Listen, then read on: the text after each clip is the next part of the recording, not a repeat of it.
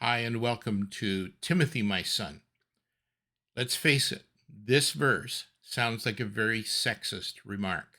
Widows, get into the habit of being idle, lazy, and going about from house to house, drinking tea or wine or whatever, and they become busybodies who talk nonsense, saying things that they should really be keeping them to themselves.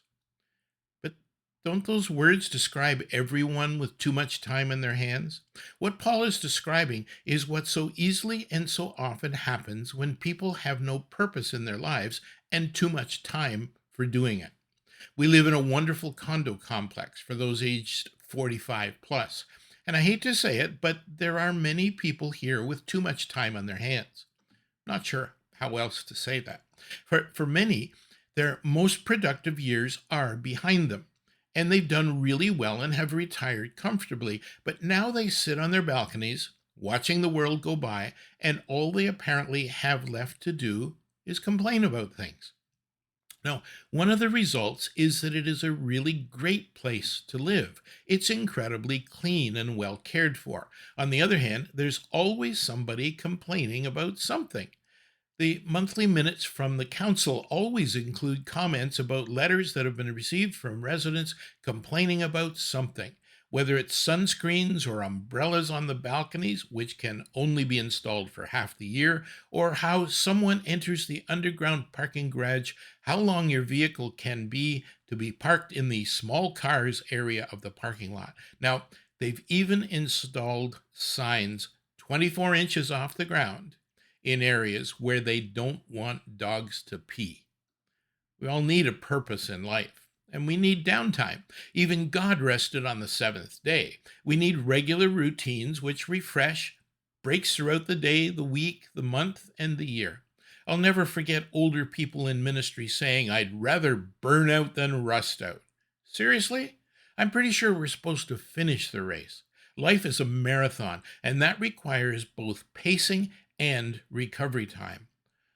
Over the few years, our North American society has been working through several effects of COVID 19, beginning with the shutdown of restaurants, entertainment, schools, churches, and shopping centers, along with greatly restricted access to many places with long lineups, mask requirements, etc. This led to a lot of businesses closing, either temporarily or permanently, and literally millions of people being laid off as we try to reimagine our world. Both Canada and the US put in place special financial assistance for those who lost their jobs as a result. Now, as we've been coming back from the pandemic, there are still millions of jobs going unfilled. Where I worked, we could probably use another 10 employees, from drivers to unskilled to experienced mill workers. And we can't find them.